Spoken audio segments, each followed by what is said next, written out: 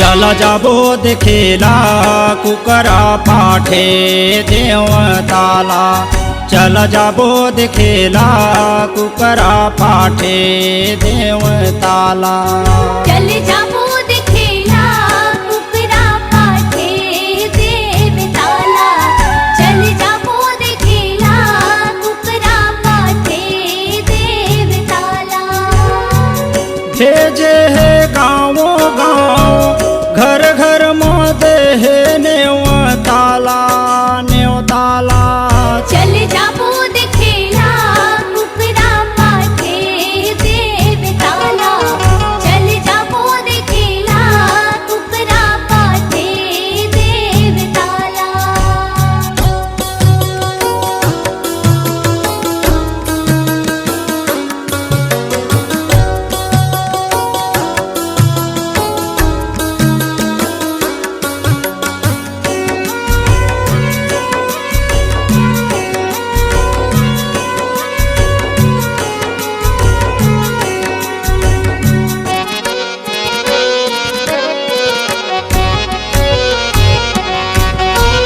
चारों दिशा ले सब नर नारी देव के दरस बर आथे। पान फूल नव भोग लगा के मन के मनवती मनाथे। मन के मनौती मनाथे ग देवता मन के मनौती मनाथे। पान फूल नौ भोग लगा के मन के मनौती मनाथे।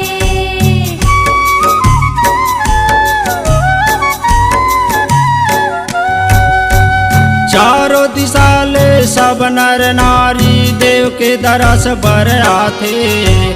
पान फूल नव भोग लगा के मन के मनवती मनाथे।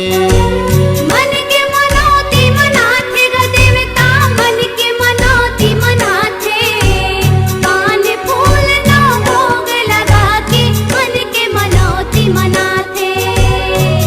कुकरा पाठे संग बैठे बैठे पंडा गुरु चेला चेला।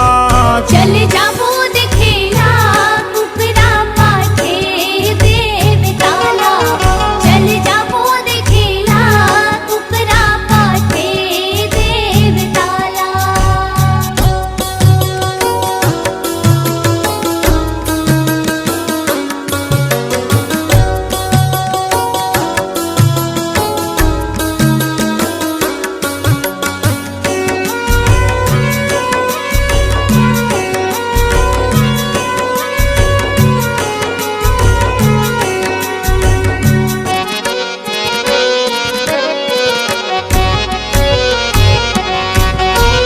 दुख दुखियारी दुखला सुनाते देव शरण माया के। दोनों परवा माँ जोत जलाते दिन नौ रात पहा के। दिन नौ रात पहा के ग देवता दिन नौ रात पहा के। दोनों परवा माँ जोत जलाते दिन नौ रात पहा के।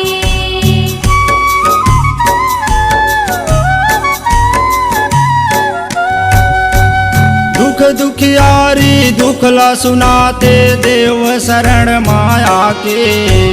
दोनों परवा माँ जोत जलाते दिन नौ रात पहा के। दिन नौ रात पहा के ग देवता दिन नौ रात पहा के। दोनों परवा माँ जोत जलाते दिन नौ रात पहा के। भीड़ लागे है भारी भीड़ लागे है ठेली ठेला ठेला। चल जाबो देखेला कुकरा पाठे देवताला। चल जाबो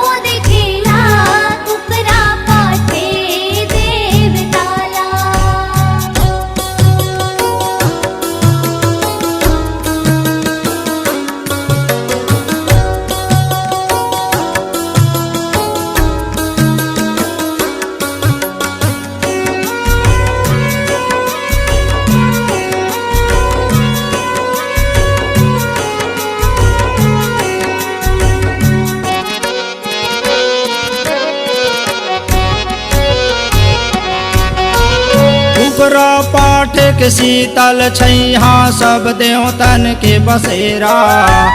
लालपुर नरसिंहपुर उदका कुकरा देव के डेरा। कुकरा देव के डेरा हो देवता कुकरा देव के डेरा। लालपुर नरसिंहपुर उदका कुकरा देव के डेरा।